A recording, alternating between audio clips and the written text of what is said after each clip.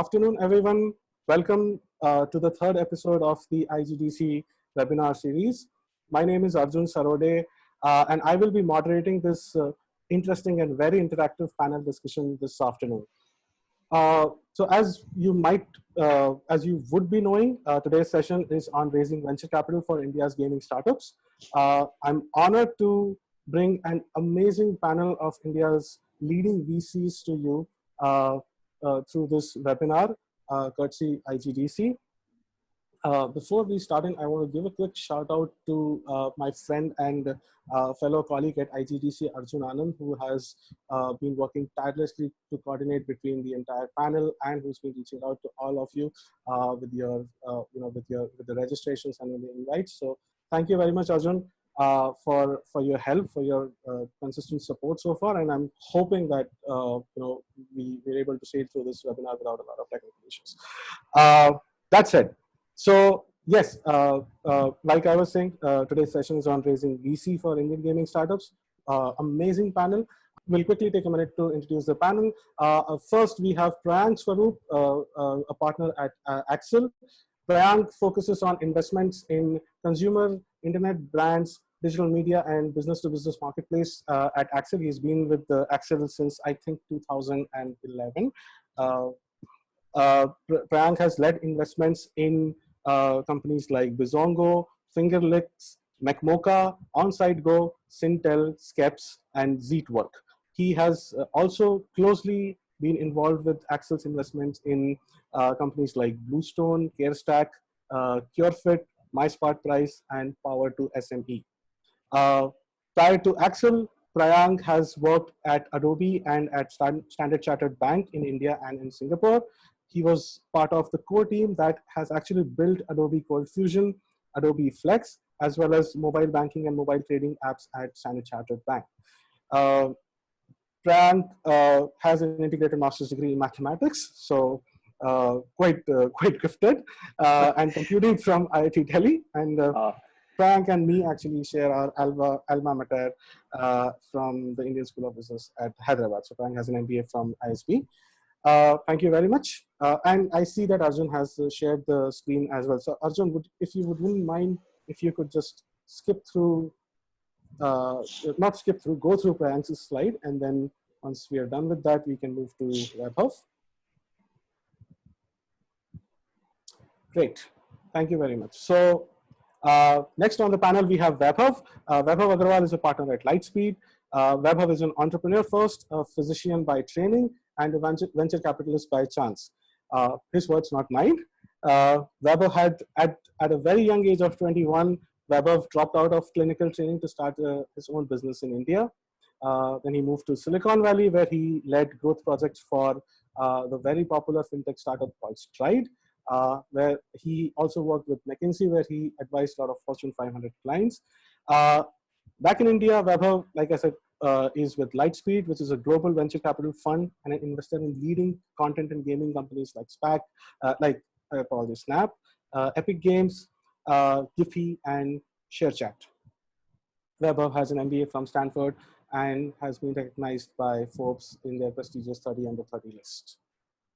So welcome, Vaibhav, as well. Next, we have Salone Sehgal, who's a general partner at Lumikai Fund. Salone has been a game industry veteran of 15 years and has been a former mergers and acquisitions banker from Morgan Stanley and Barclays. Currently, she's a general partner at Lumikai, like I just said, a new early stage VC fund focused on interactive entertainment and gaming in India. Prior to Lumikai, Salone was principal at London Venture Partners, which is a seed stage games VC fund. It has invested in over 50 gaming companies, including Supercell and Unity. Salone herself comes with an entrepreneurial background where she's been a games entrepreneur building narrative-based social worlds for female audiences. And finally, we have Justin Keeling, also from the Lumikai Fund. Justin is also a general partner with Salone at Lumikai. He has 18 years of experience in building, scaling, and exiting gaming and media companies in India and across global markets. Prior to Lumikai, Justin was an angel investor and merger and acquisition advisor for global gaming companies. he has exited 2 India gaming companies, PlaySona, which is a Bangalore-based company, and UTV Games. Before this stint, Justin has worked in BDC's Technology Media Group at Tokyo, and he's also helped to build G4 Media, which is Comcast's dedicated gaming TV network, and he has also served as the managing director of News Corporation's digital media group called Fox Interactive. Finally, a little bit of humble bragging. My name is Arjun. I have been a product and strategy veteran of 12 years. Like I have spent a lot of time in online advertising. I've held leadership roles at some of the leading agencies and ad networks in India and in Asia, such as Dentsu Aegis Network, Airpush, and Affinity. I've led multiple markets in India, Southeast Asia, and China in some of these roles. Since late 2018, I have been running my own firm, which is called Ilipsis Digital. Ilipsis Digital is a strategic consulting firm which works closely with early stage startups. I help them solve their problems, particularly with respect to their go-to-market strategies, their competitive strategies, their fundraising strategies, and their general marketing approaches. On an evangelical side, I also run the Investor and Publisher Connect at the India Game Developer Conference, which is South Asia's largest gaming conclave. So yeah, that's a bit about me. So thank you very much, Arjun. And without further delay, let's dive in. So now that we've kind of broken the ice, let's just start talking about what the agenda for today is. And I'll give you a cue, Arjun, to move to the questions. But I want to just I just want to talk a little first. So to set some context for everyone, India's gaming industry has attracted around $350 million in investments from venture capital firms in the last six and a half years. So that's between 2014 until till earlier this year. It has been growing, consistently at around 20 to 25% annually. This has been according to a report by a firm called Maple Capital Advisors very recently. So let me just build on this and cue to the first question. And I think maybe Vaibhav, Prayank, and Salone, you guys could weigh in. So as a VC that invests in different stages, what do you look for in potentially investee companies? Maybe Prayank could start and then weigh in some thoughts, and then we can move to Vaibhav and Salone. Sure. Accel in India has invested in 3 gaming companies till now. So MacMocha, Get Mega, and learning and gaming company called Splash Math, which is now called Splash Learn. And globally, we have invested in close to 20 odd companies, including including Angry Birds and a bunch of other guys, which but I think it differs by geography. The question. So I think the first one is which is the target demographic which you're building the game for, and 2 is what is the model of the game around. So if you look, we at a very high level business model. So real money gaming, which is hot in India right now. That's one area which we have invested in. Get Mega. The other one is social gaming. So MacMocha is playing on the social gaming aspect of things. And obviously education games is the third one. So there are 3. And what we are looking for essentially is longevity of the players. So, does the LTV CAC make sense? And are there enough monetization opportunities inside the game, essentially? Yeah. Right, great. Vaibhav, would you like to add into that? Sure. Thanks so much for having me on the panel. I think, any venture capitalist would say that a great team and a great opportunity matters most. I'm not going to spend a lot of time there. I think those are absolutely the most important things and can't be overemphasized. A couple of perspectives that I contribute in the spend years, and then also having seen some gaming companies both in India and the US. I think one is that gaming in general globally tends to be a hits-driven business. And it's a little bit like capturing genie in a bottle, right? Who knows what the next format is going to be, or what catches the fancy of people around the world. And I would say, in general, as a venture firm, we would either look for platforms. We would look for platforms. So I would say where there's an opportunity to have multiple, games get launched, and therefore not have a single, horse in the race, or platforms where, or formats where in some ways customer love is proven. If, for example, somebody's taking an offline gaming format and taking it online, whether it's casino, whether it's, building, let's say, fantasy on top of cricket, or something like that. The core consumer behavior is far more proven than, let's say, somebody trying to create a new shooting game, right? So I think that's second. And then I think the third is, formats, which we feel could be derivative of really working, gaming formats. So if a lot of people are spending time, let's say, playing, PUBG and Garena and titles like, whether it's Free Fire or what have you, opportunities that allow large companies to get built on top of that customer love. So that could be streaming, that could be payments, that could be merchandising, so on and so forth. So I would say that's one. And I think the other thing is, that a venture firm really looks at is opportunity for category leadership. So, in whatever, behind whatever strategy going after, whether it's a platform, whether it's a derivative, or whether it's, an online counterpart or something offline that works. I think often in India, we've seen that, if cricket works, there are literally 20 or 30 cricket games, that everybody has on the Play Store, and all of them, honestly do well. I think in those situations, what becomes really important is, are we we're speaking with the team, or are we engaged with a company that both has the ambition and a strategy that can allow it to win?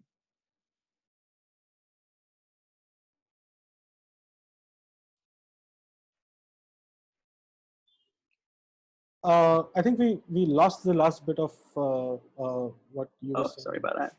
No Sorry, worries. I'll just repeat the last line I said. I said, two things matter. One was, not having a single horse in the race, and sort of having a diversified strategy. And I think the other one was the opportunity to win the market. Great. Right. Quickly, Salone, Yeah. what do you have to add to that? Yes. Sure. So, some great points made by Prayank and Vaibhav. Just to share our perspective at Lumikai, we typically invest, at the early stage. So early stage investing when companies are pre-metrics is a little bit different from investing when companies are revenue generating. And we typically look for 3 to 4 core things. The first thing that we typically look for, and because we are sector focused, there's founder strength and creativity. Building content for games is a creative business. So you have RMG and the traditional game ecosystems in India, which have been incumbents and gathered a lot of financing, but there is also this latent ecosystem that we have come to know, which of talented developers and creators who are building original content and IP across both free-to-play and premium games. And we're constantly on the lookout for those unique ideas, because there's definitely market for that. Leading into the first point, the second point is that, do founders really grasp the nuances of building a games business? Because we really want to see founders have knowledge of the genre and the landscape of what they're building. The craft of building games is both an art and a science. The art is the creativity, the originality, the innovation. The science is, the understanding data and the analytics and understanding the competitive landscape of what you're building. And, this is very critical at the early stage. So, you want to build a match 3 story-driven meta, you want to build an RPG with elements of puzzle and strategy and co-op multiplayer, great, but understand those genres really well and understand what it takes to succeed. And for us, we love games, we play games, so we enjoy those founder deep dives. And I think other 2 aspects is, the market. Vaibhav hinted a little bit towards it about achieving market leadership, etc. For us, that's not really necessary, because, yes, there are games that achieve market leadership and that appeal to wide audiences, But we also know that small core audiences in gaming can drive really big outcomes. It is far more important for us to see founders be focused on a core genre, understand their audience, and really delight them, rather than trying to build games for all. So, we're wary when people are building across too many genres with a shallow understanding of core audiences, because, for example, building hyper casual games is totally different from attempting a mid-core RPG. The founders, the audiences are different. And we've seen this in games time and time again. You had in India, you had Bash Gaming, which focused on super social casino bingo games for women, and that was a great outcome for them. Sold for $170 million. You have, and these are, there are enough examples replete in the games world where we see founders building for intimate audiences. And classic example, this is a game which most game developers probably don't know of. It's a game called Star Stable. It's about as niche a game as it gets. It's a PC game for teen girls who like to ride horses. It's as niche a category as you can get, but that grosses $15 to $20 million a year. So, I think the magic of content is that there is merit and value in being laser focused on the genre and the audience, and you can stay focused and still achieve those big outcomes. And I think the last kind of lens through which we interact with founders is around their ability to take feedback and iteration cycles. Creative processes have churn, and so do games. So you have to experiment, you have to seek data, you have to fail, and then you have to try again. Very rarely do we see good games companies succeed on trial one. And also now we're seeing games companies who build games in one genre, then fail, but quickly pivot to another genre without consolidated their learnings. And we know that it takes you at least 3 shots at goals to get it right. And for that, you need commitment. You need to learn to shorten your iteration cycles. You need to learn to take feedback, consolidate learnings, and gain expertise. And it's brutal, but it's part of this whole learning process of learning how to build games. And especially at the early stage, these are 4 kind of lens through which we view and evaluate founders. Great, thanks for those wonderful insights, everyone. So, great insights. Thanks for sharing. So, just building up on, on this previous point, I want to get Prayank's and Justin's thoughts on why raise VC, and more importantly, coming from your experiences, what can a good VC do for for an early stage company, or for a company that's essentially looking to raise funds and accelerate? Sure. So, I mean, I'll take a stab at this because it's a follow-on from Salone's point.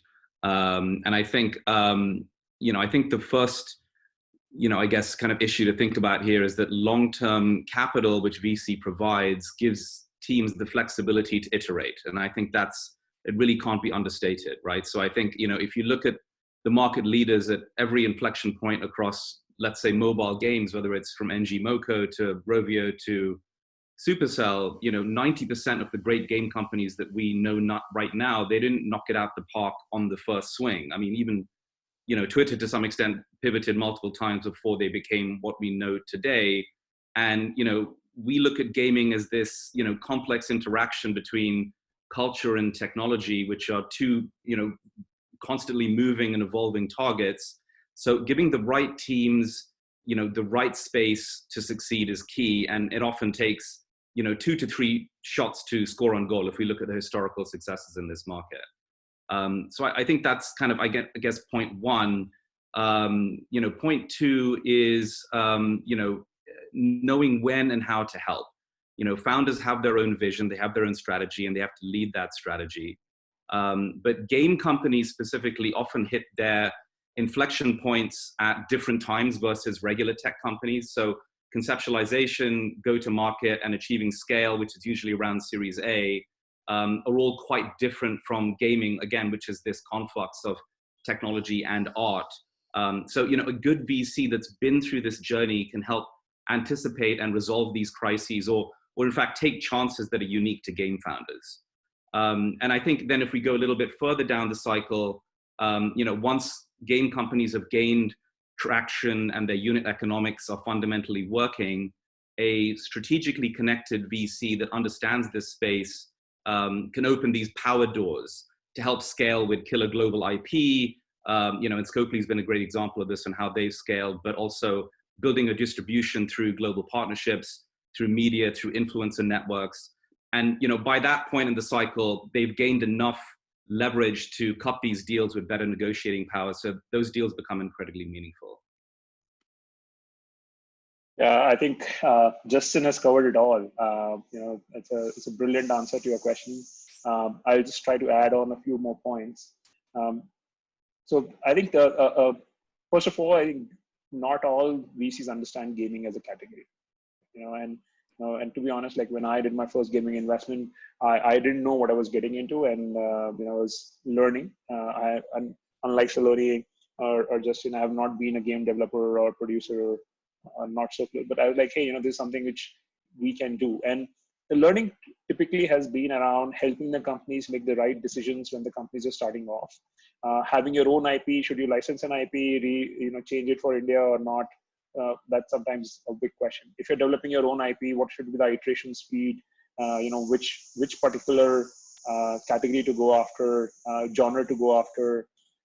Some of those, and a lot of times, teams should have the inherent skills in a particular genre, but that genre, for example, as a VC, you could kind of say, hey, this genre doesn't look like it's going to have a long shelf life. And directing the company to say, hey, you need to redirect towards longer shelf life games. And by the way, I feel that a lot of VCs will, especially large VCs, expect large outcomes, and which basically means that you have to. Certain genres are just not meant for VC investing.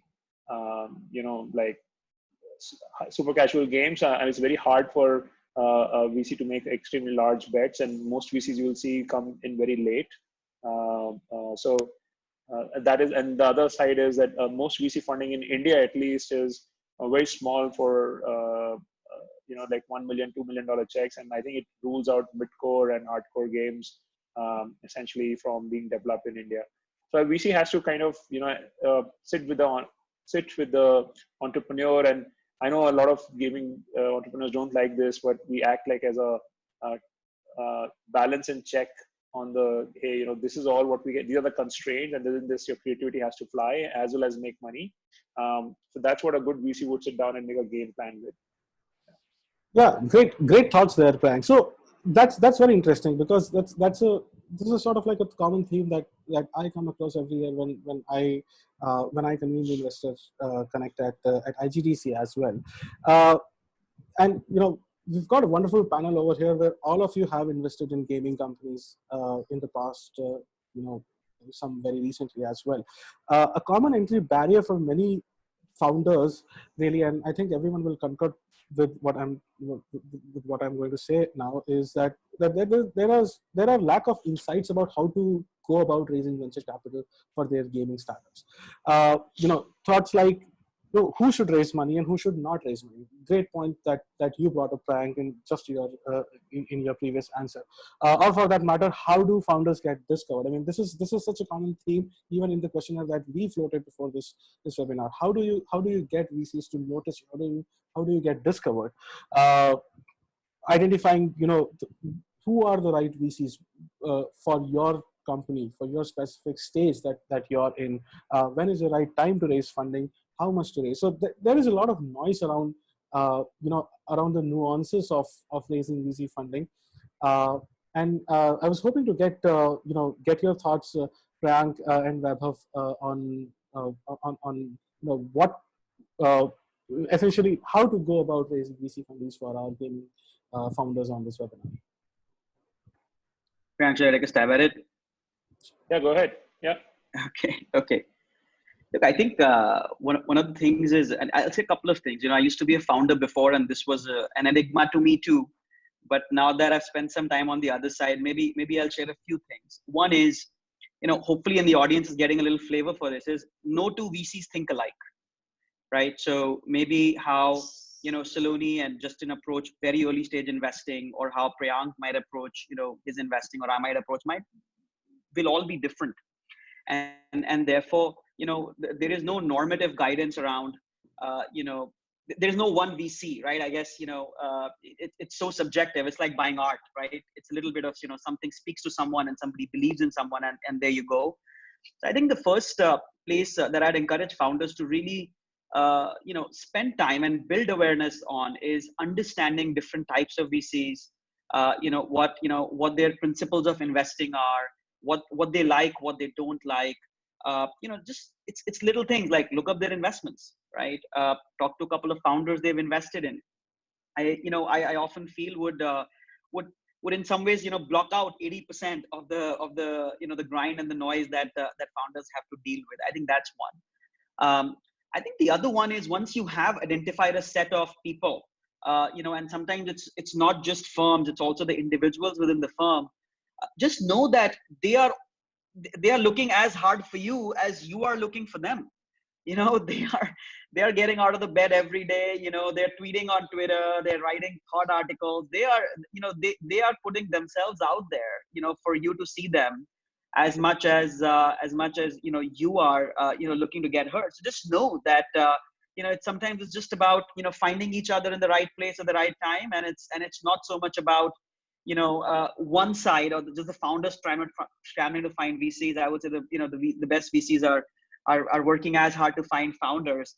And so, in that department, few things work, right? Sometimes it's, getting an introduction from a founder that the VC has already invested in, that sometimes works very, very well. Sometimes, what works is, a short pithy email, with a very sharp, pitch on, hey, here's what we do and here's why we are interesting, right? I can tell you that, of thousands of email I get in a year, there's probably less than 5 of that 1,000 that are super tailored, where the person sort of gone and done the work of, here are the investments you've made. Here's why we are interesting. And please make 15 minutes to speak with me. Like, it just shows, if a person's done the work and is sort of sending something that's super tailored and is super pointed. And then I think last but not the least, I would say, forums like the IGDC are sometimes beneficial because, these are natural watering holes where people who have common interests are coming together, right? I mean, Prayank and I, invest in B2B marketplaces too. But when we are interested in gaming, this is where we show up. And so it's a natural watering hole for like-minded people to connect. Prayank, over to you.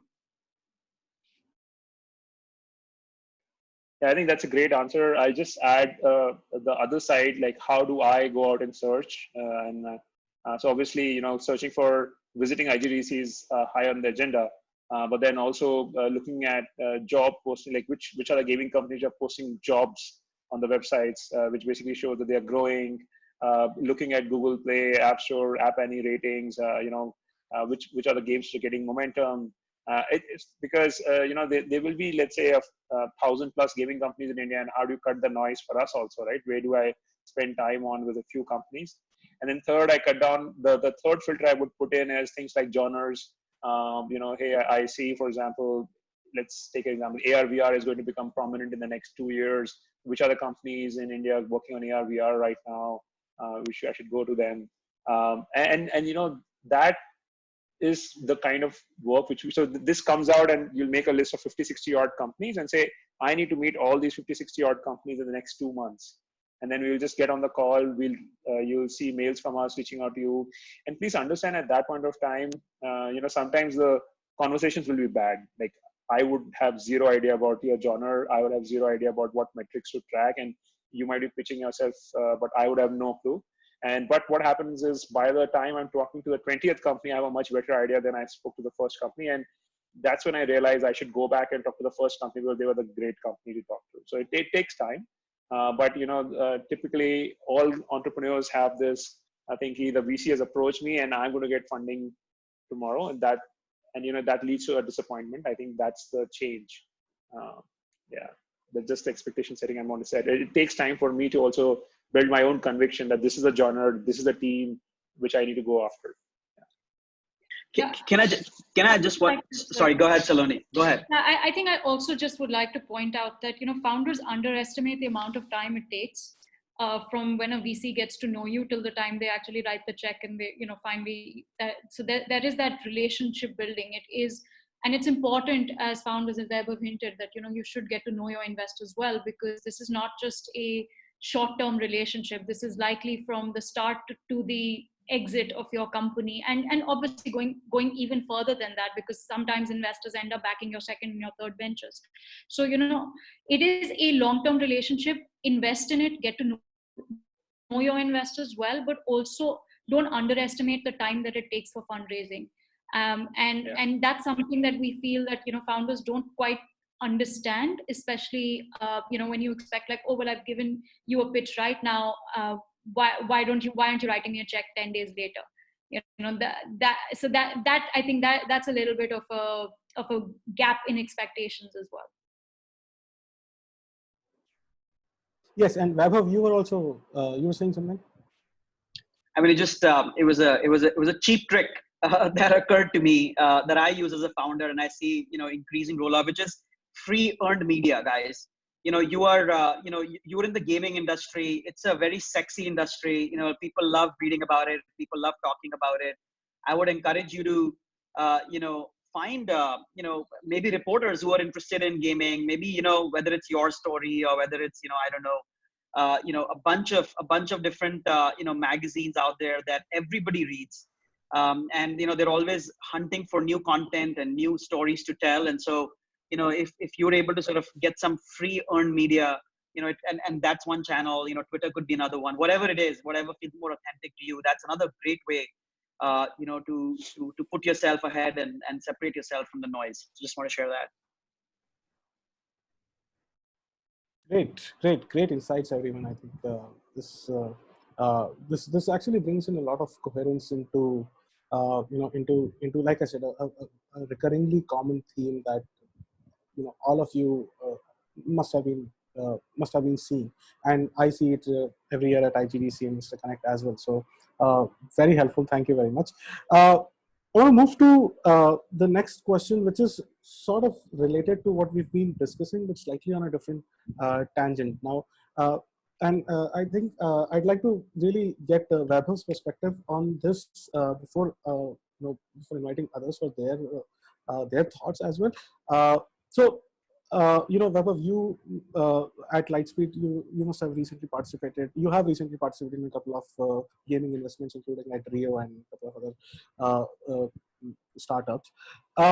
So, a subject that often sees incoherence between founders and VCs is the valuation, and more often than not, it's not because of the business or the numbers, but it's just essentially due to lack of awareness and general noise and less signal around this topic. So again, this is going to come across as very crude, but because you've been a founder and now you're also a VC, I think you can see through both the sides of it. How much must your startup be valued at? If that's a, like I said, it's a very crude question, but I'd really love to get some thoughts without the noise for our audience over here. 10 years, 13 years ago, when I started my first business, it was a little bit of a mystery, and I would say that it still remains a little bit of a mystery. How startups at early stages in private markets get priced. I would say that, look, please understand at the end of the day that there is no scientific way at very early stages to price a company. We don't have a price list, where we say, okay, if you have these metrics, I'll value X, and if you have Y metrics at Y, or if the founders have spent X years in Zynga, valuation becomes X, or Y years in another media company becomes. It's not that, right? So it's VCs are figuring out as much as founders are along the way. But in general, I would say that ultimately pricing is a function of two things. One is what is the prevalent norm in the market, and that changes from time to time. I can talk about that. And then I think the other thing that really sets pricing is demand and supply. And I'll talk about both. When I talk about norms in the market, I would say that VCs are and founders are sort of more at a more macro level, raising capital at seed, Series A, Series B, Series C stages, over and over and over again, right? So and I would say different genre of companies behave similarly. I would say content companies, social media companies, gaming platforms, for example, tend to behave in a certain way, and tend to have similar capital requirements and similar risks at early stages. And so when VCs are looking at, let's say, a very early stage gaming company, they might be going back to, hey, here's a deal that happened 2 years ago, or here's a similar deal that happened in the market 6 months ago, and these deals have have similar risk dynamics, and they need similar amount of capital, and they're at similar stages of maturity. And so perhaps they should get priced similarly. And so I would say seeds, series A, series B stages tend to have these sort of bands of norms, I would say, where deals get priced. That's one, and I'm happy to get into specifics if that's useful to the audience. And know that this also changes over time. In 2015, last year, I would say the same company that would have gotten valued differently at a different point in time was getting overvalued, in the market, because just there's a lot of money chasing. I think the second thing is just demand and supply. So, if you have a really unique asset, really unique company that a bunch of people, are very, very excited to buy into, the reality is that, people will be lining up. People, investors will be saying, you know what, we're happy to give you 20% premium over what somebody else is giving. And the third person will come and say, okay, I will give you another 20% premium over something else, right? So I think the more unique, the more, attractive, your company to the investor audience, the more your ability to, in some ways, set the price and earn a premium for the stage of your company. Yeah, just to jump in here, actually, I'd love to share a little bit about what we've seen in games investing. So game valuation works a little bit, I'd say, differently, because we know from our previous experience, especially when you're valuing content, right? Games companies reach inflection points really quickly post Series A. So the valuation differential between a company at Series A and then Series B becomes dramatically different as compared to other general tech, because these are content companies. Also, games content companies don't need as much capital as other, let's say, platforms or techs would. So, they tend to become profitable also much quickly, and that really changes the valuation. And when you're looking at the early stage, I think for founders, think about how much capital you need to get to your next fundraising milestone or till you become profitable, and how much dilution you're willing to give up. And I think that's critical. If you're at the early stage, you're building a content startup, at least give yourself 18 to 24 months, if not more. If you're already revenue generating, you need to see what does it take you to become profitable. And I think hence the valuations, particularly in the games business, tend to be a little bit different, because we see that valuation gap of games companies at Series B or even at later stage are just dramatically different as compared to other generic tech. I just add one small point here. Salone is very right that to find your product market fit, to find that game mechanic, the gameplay which works in the market, it's an iterative process. And it's unlike software companies where you can put out the software and somebody will pay for it and you'll very quickly know whether this is working or not working. In gaming, you can have a lot of false starts. So you might end up finding a small group of audience which really likes you, but then you realize that the audience does not scale, or you're just marketing wrong. So I think it takes time. So I would advise all gaming companies, if they raise VC money, to be a little bit more cautious on their burn. Normally when we advise our own companies, in other sectors, we say, hey, this money you've received in this funding, it should last you for 18 months at least. I would say for gaming companies, that becomes 36 months, simply because it just takes that much more iteration. And gaming, I think gaming customers are extremely hard customers to please, right? So people want finesse, which you can't get in, which you can get away without having finesse in a B2B software, because nobody cares about, okay, this pixel is not looking right and there is something wrong. People can drive value out of even a boring UI. But in gaming, the bar is just so much higher. When you raise capital, or even when I think bootstrapping is the right way. Even though you have raised VC money, you have to think of bootstrapping till you find the right product, and then you use VC money for just going the hell out of marketing and finding the right audiences. But the game mechanics and the figuring out which model is working, I think till that point of time, you should just operate like a bootstrap company. is what would be my advice. And given that, so you should obviously raise less capital, and hopefully your dilution will be less. Great, great insights. Again, thanks, Vaibhav and Salone and Prayank for sharing your outlook. Justin, you've spent a lot of time in the in the gaming space at your previous gigs as well. So many companies actually take the publishing route to scaling up instead of raising venture capital. So from your experience, would be great if you could share some nuances of financing through VC versus going through taking the publishing route to scaling up. What are the differences? And as a gaming company founder, what should be the right approach for me, or if there is at all a right approach to take? So we'd love to know your thoughts on that. Yeah, this is actually a great question. So I think the first point here is to recognize that VC financing and publisher deals they're not mutually exclusive, right? So it's not either or.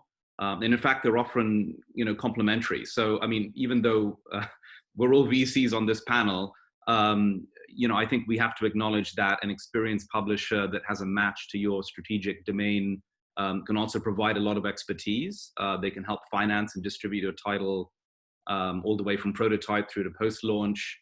With mobile publishing, it's a little different now. They tend to be focused more around user acquisition, revenue share after recoup, if there's some kind of upfront. And we've seen some great examples even in the indie ecosystem of this working. So I mean, Nukebox being a recent headliner with the Tilting Point deal that they did for their SpongeBob IP, in the last couple of weeks. I think on the flip side, we have to remember that traditional publishing is still born of a model that was created from a certain era when developers couldn't physically market and distribute their own titles. And those barriers to entry haven't existed in a long time, right? So I think for studios that have conviction around a long-term vision and want to build their own community, want to be in charge of their own IP and their own destiny, your financing runway with a VC isn't necessarily tied to, let's say, the traditional publishing agreement where you're delivering milestones and deliverables. And that approach can be counterproductive to the kind of creative innovation where we've seen really big breakout titles. I would also say that it's worth mentioning now that it's not just a zero-sum game between VC and traditional publishing. There's also a lot of project financing venture funds like, say, Kowloon Knights that are out there that offer really creative, creator-friendly terms that give, the kind of creative freedom and a financial freedom that's kind of somewhere in between the two. But I think, my broad answer to this would be that, we get a lot of questions around, should I go with a publisher? Should I have a long-term partnership with VC? And, I think that it's not a zero-sum game. It's really situational based on, the team strategy, the nature of the content, and the timing of where you are as a business. Great. Anyone else wants to add anything to that before we move to the next question? I think I'll just add and say, just to add to what Justin said, that, I have seen instances when companies have raised VC capital after their current title has been published and by a games publisher, and sometimes also at the same time. So it really does depend on you as the founder and what your aspirations are. Sometimes, you could be a single product IP game studio where you can't find investors to underwrite that risk of a single project. So you kind of do a tranched approach where you raise capital and do a deal with a publisher, but at the same time raise equity financing from a venture. So these are all permutations and combinations which are now really available to games founders. And we definitely would urge founders to start being a little bit more educated about what each financing stream can mean for you. Yeah, and we've seen recent examples of this, right? I mean, there's a studio in Japan called Platinum Games, which make the best action titles over the last 10, 15 years. And they have had long-term publishing partnerships with some of the biggest platform holders and publishers around the world. And they had a great amount of success, following that process for the first 4 or 5 titles. And they learned a lot through that process. But then last year they took an investment for the first time with Tencent because, their goals have shifted slightly in the current environment to be able to build and have more flexibility around, I guess where they're going next. So I think the key takeaway here is that it's not, publishing versus venture capital versus project financing. It's a creators market, and depending on your strategy, you can really mix and match to get the best result.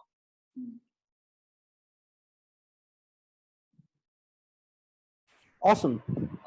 So we just a quick time check. We had scheduled this webinar for about an hour, and we right now the time is 1:52. So I think we have time to do one more question, and after that I want to buffer some time to take a few questions from the audience as well. So very quickly, I want to just dive into the current situation, the current the scenario in gaming. But 2019 was, it was called the year of gaming in India. Lots of media, lots of content written around it. There were nearly 3 billion annual gaming app downloads in India, according to a KPMG report. A lot of emerging gaming trends came across: fantasy, for example, action, real money, trivia, so on and so forth. None of us anticipated a massive lockdown happening in 2020, and then that happened. And thanks to that, this webinar is happening. And then during this lockdown, Ludo has won big, for example. So Ludo King's DAUs have shot up to nearly 50 million during the lockdown. Now, I want to get your, this panel's thoughts on what do you think is the, given the transition that has happened over the last 1 year, and given the sort of the black swan situation that we're seeing, all industries are seeing themselves in, including gaming.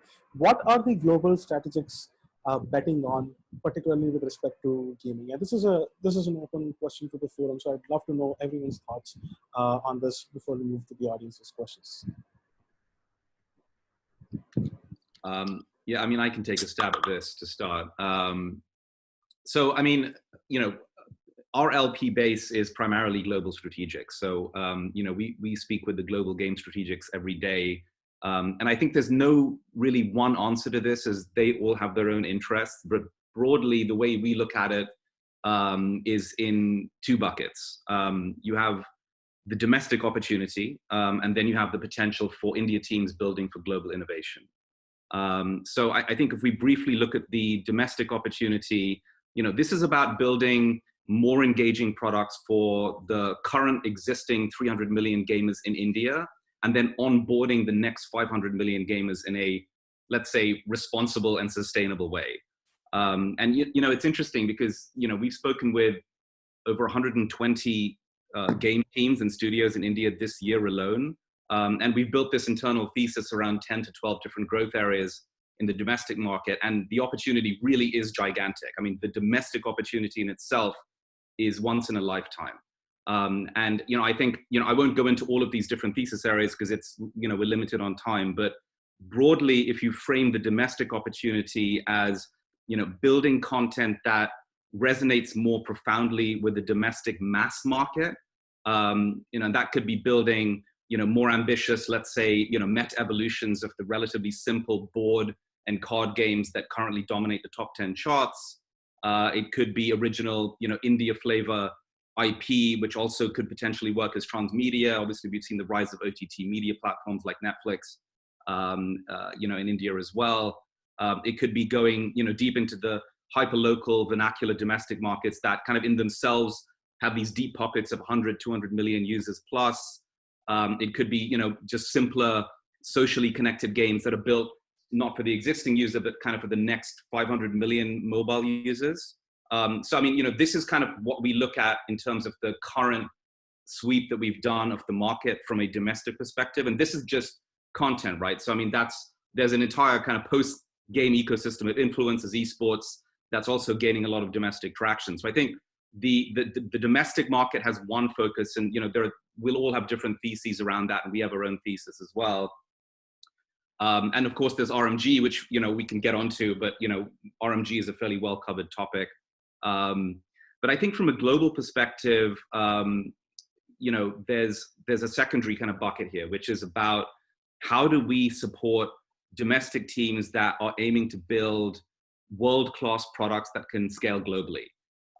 You know, personally, you know, having done this sweep and been working in the India market and the global market kind of half and half of my career, I have complete conviction that India has the world's largest combined pool of technology and creative talent. And, you know, we know that our global strategics are also seeing that huge potential for these global breakouts. So, you know, I guess if we want to be a little bit more future facing, you know, so at Lumikai, we have this concept of not just a mobile first user, but a digital convergence first native. So, you know, this is the Indian user, right? So these are users that have been introduced to, you know, gaming, mobile video, social media, messaging, all at the same time. So by their very nature, they're more open to games and platforms that are, let's say, intrinsically social. And India is the ground zero for that. And in fact, this is kind of where the global games industry is going. And if you look at a global perspective, and this is what we hear from a lot of our global strategics, it's games as social media like Fortnite, it's, you know, user-generated communities like Roblox, or, you know, even Animal Crossing. Essentially, it's gaming being the most engaging medium through which, you know, you can hang out with your friends, have shared experiences, you know, experience new content in an innovative way. You know, eventually, and I won't get into this too much, but if you trace that forward, you start talking about, you know, concepts like the metaverse, which is, you know, very sexy in Silicon Valley right now, you know, but, you know, it's already, we're seeing signs of it being built with Epic Games, and it's kind of, you know, in theory, the next iteration of the internet. But, you know, I think, you know, to bring it back, you know, on what we're seeing, you know, when you look at, I guess, you know, what global game companies are looking for from an innovation perspective, and this is a longer term horizon, you know, India is ground zero for these digital convergence natives, right? And so you then combine that with the fact that we already have the biggest pool of creative and technology talent in the world. And so I think, you know, we're very excited, and our global strategics are really excited about how domestic teams will lean into that future-facing space. Great. Vaibhav, do you have any thoughts to share on that? I don't have much to add. I think Justin sort of covered it quite well. You know, I think the only thing I'd say is that I'm a big believer that the gaming behavior and evolution of gaming formats in India is going to be very uniquely Indian, and this is something that you know, we've seen across other types of digital content, whether it's social networks, whether it's you know, Bollywood, whether it's sports, whatever it is. I think the what I call the Indian manga culture, the local pop culture, and you know, preferences are very deep, and I think there's a real opportunity to build very deep experiences for India. So I think especially the first part of what Justin shared, which was you know, how do we build something that's far more engaging for the 200 million people, and then how do we bring the next Bharat audience on board into, you know, new experiences? I think is a whole wide world opportunity. I'd say we probably where, you know, SaaS or developer tools were in India maybe 5 years ago. We were sort of just saying, oh, 5 million developer base, and like, where are the dev tools? And it took like a while before a Postman or you know, something to come out. And maybe, you know, where consumer internet was in India, you know, maybe a decade ago. I think it's still very early, and much of the coolness and awesomeness is ahead of us. Indeed, I concur with you, and I think the entire panel over here and the audience would find themselves in agreement. So yeah, I think this has been great. This you know, we've covered some very insightful questions, and some of them are sort of like frequently asked questions that that unfortunately are not frequently answered. So I'm glad that we got the basis covered on those, and then some of them were very specific to gaming, to specific business areas, to what the founders should be doing. All in all, I think this has been a very insightful chat. I understand, and I apologize that we're running slightly behind on time, but I do want to take in a few questions from the audience before we wind up for the day. And again, my sincere apologies to the panelists as well, and and to the audience that we are running slightly behind schedule over here. But very quickly, we've been inviting questions from the audience while we, from the moment we started to reach out for this webinar, and we've got some interesting questions. We've got some questions that while this webinar has been going on, and I can see that Prayank has been silently answering those questions on chat as well. So thank you very much for that, Prayank. So I'm glad those 8 questions that you've answered are very, very insightful to the audience. But I want to take a couple of questions. I think one that I found interesting has come from Pawan from a company called Language Your Way, and Pawan is asking essentially, how do VCs view educational games versus sports or action games?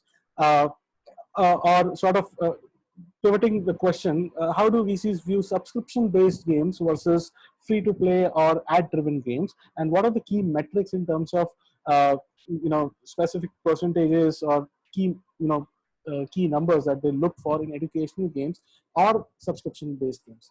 So, any insights that from any of your portfolio companies or from your conversations with founders or from your respective researches that you'd like to share here?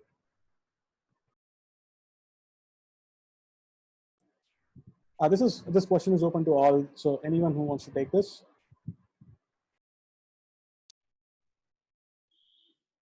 Yeah, I'll take a stab at it. So, given the fact that I've spent now close to 10,000 rupees in this month for buying subscription games for my son, who's a 7-year-old kid, one on coding is a coding game. You code stuff to make monkeys move and stuff like that. And another game is essentially maths. And so especially for kids. And by the way, I myself spend a lot of money on Diablo and EverQuest and a bunch of games essentially. So I'm a strong believer in subscription games, but I think getting subscription games right is very hard, right? So you need to keep on creating content for the person to keep on making you pay for 1 month, second game. And if your game is really, really good, then you'll have this big issue where the person will just consume huge amounts of content in one shot, right? So so I think it's a tricky one. If you can get it right, like you have a gold mine at your hands and really positive view on it. But outside of education games, I don't see how anybody can. I mean, I've not seen very large successes, especially in casual games, which have been subscription based, right? So mid-core and hardcore, yes, you have a lot of them. And it comes down to, I think, subscription games which have worked. The mechanic which has worked there is if you have a community, if you have clans, that has worked out well. So I would say, yes, if you can build a successful subscription game, like nothing like it. I would love to fund a subscription game, but it's very hard to build one. So yeah. Right. Yeah, and so a segue to the previous question, we were discussing subscription versus non-subscription.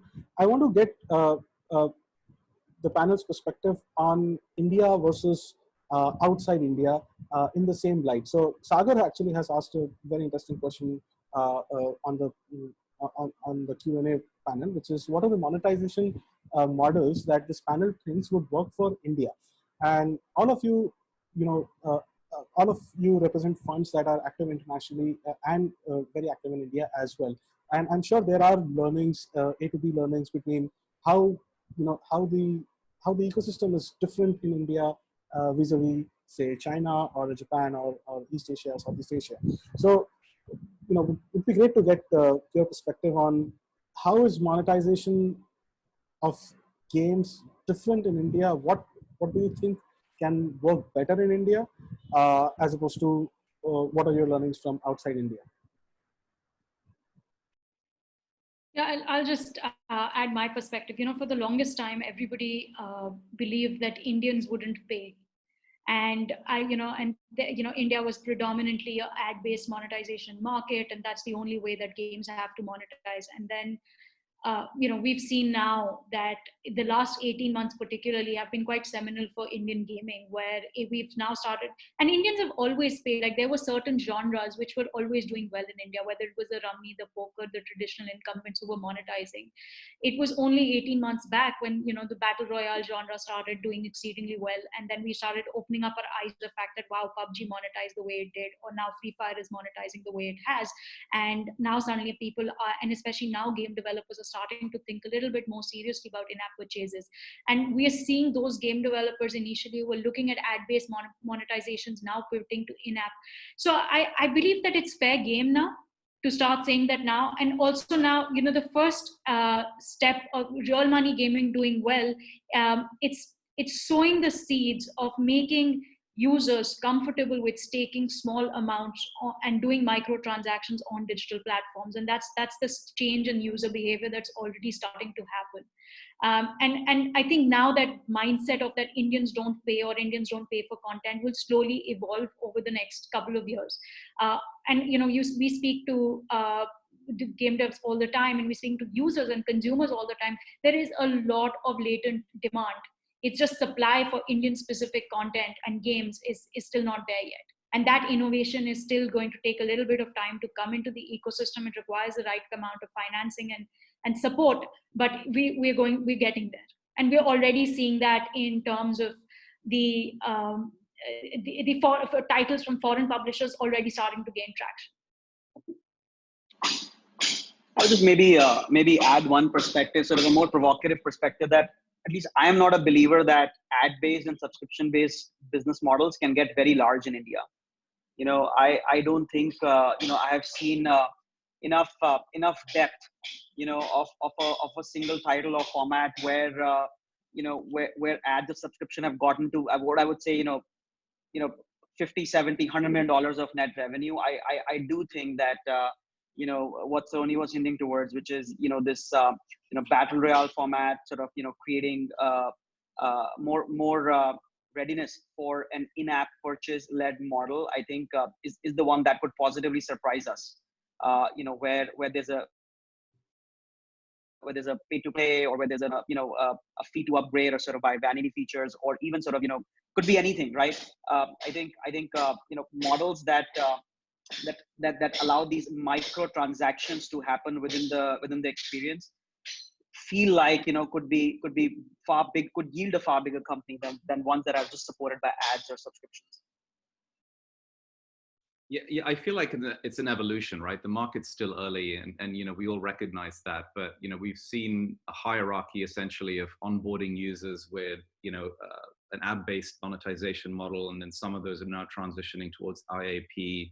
If we draw the parallel with OTT video, no one believed that Spotify, or even Hotstar has now close to 10 million paid subscribers. Obviously, you need to price this at the appropriate level for the Indian user. But if we look forward over the next 5 to 10 years, I have strong conviction that there will be content that will be, and it's slightly different to Vaibhav's perspective, but we've seen this on a global basis, and India obviously is accelerating through that transition faster than other markets. So I think if you can marry the right content, and more specifically with, I think, the social glue, the social connectivity of why you need to be on that platform because your friends on that platform as an expression tool, I think that has potential, in addition to just building out roadmaps of content to, so not the old World of Warcraft style model where you need to continue to build content, but if you build a community that is interacting and sees, this destination as a virtual playground, I think there is subscription value in that, but you need to price it at the right level for India. Again, this is more future facing and it's fairly early stage, but if we look at a 10-year view, I think there is upside in that.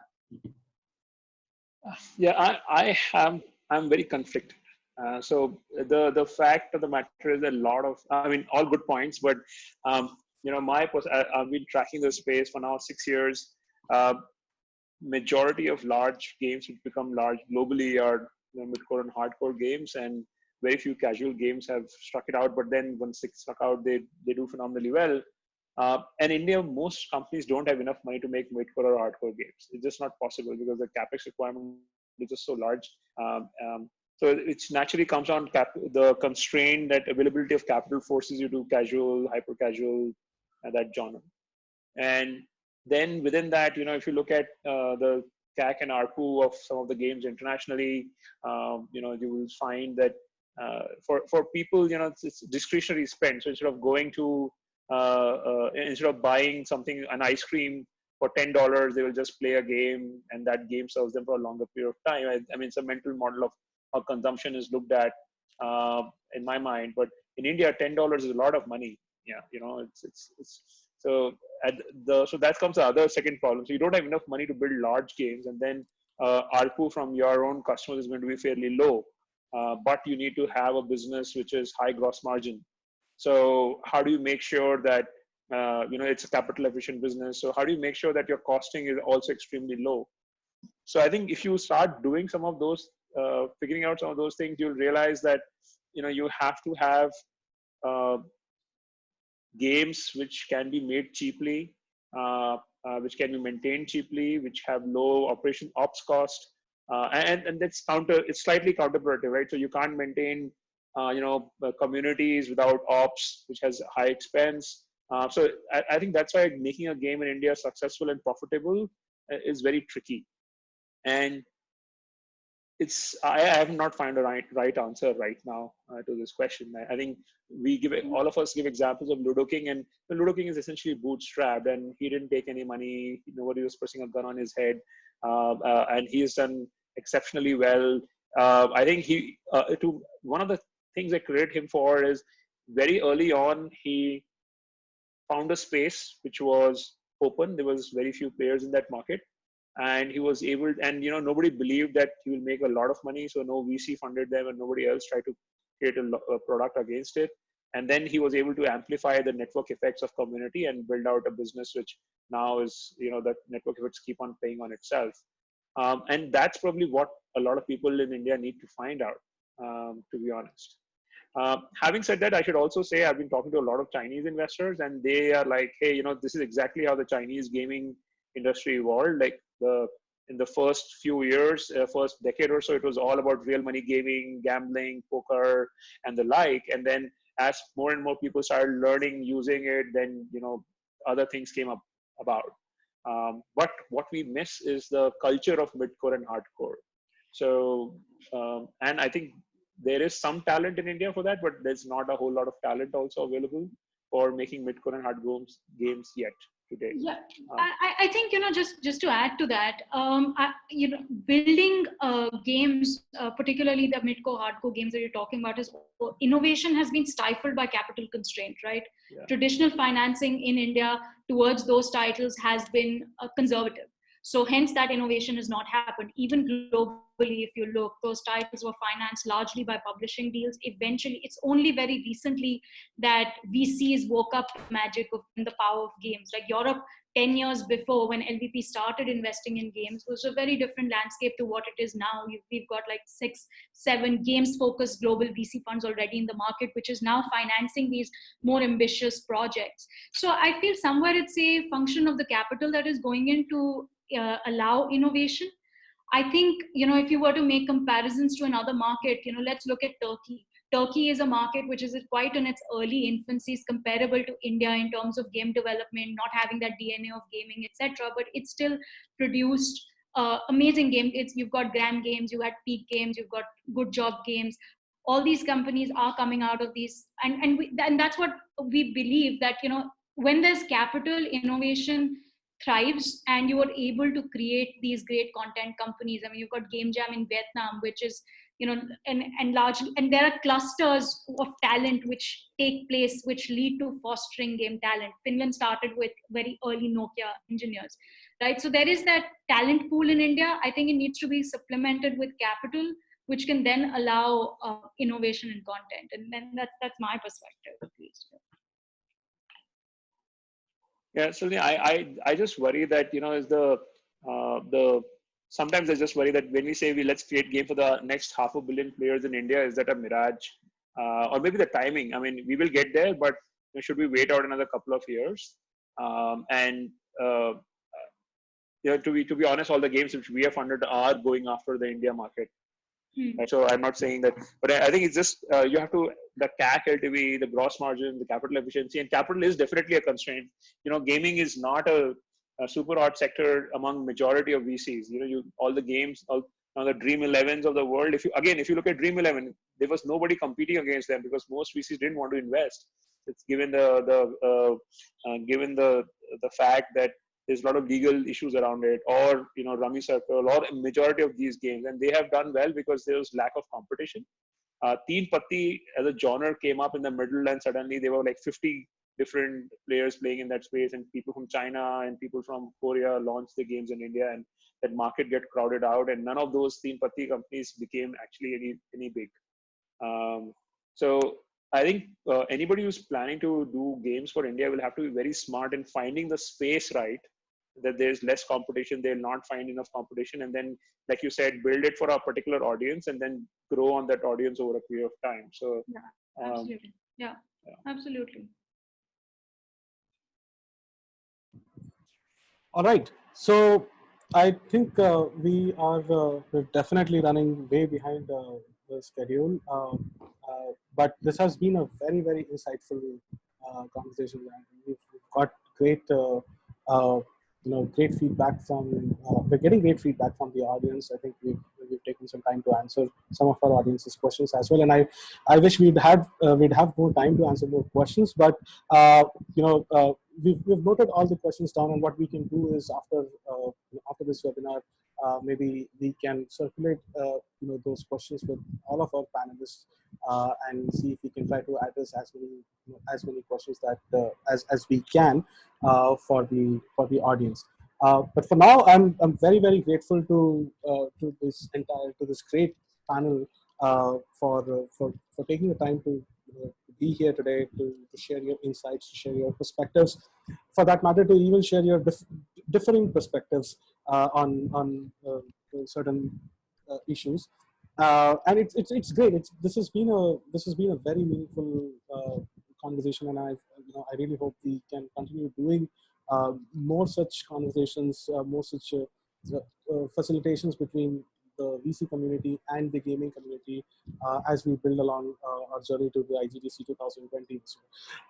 But so thank you very much, Prayank, Vaibhav, Salone, and Justin for taking the time today to come to this webinar and to share your thoughts.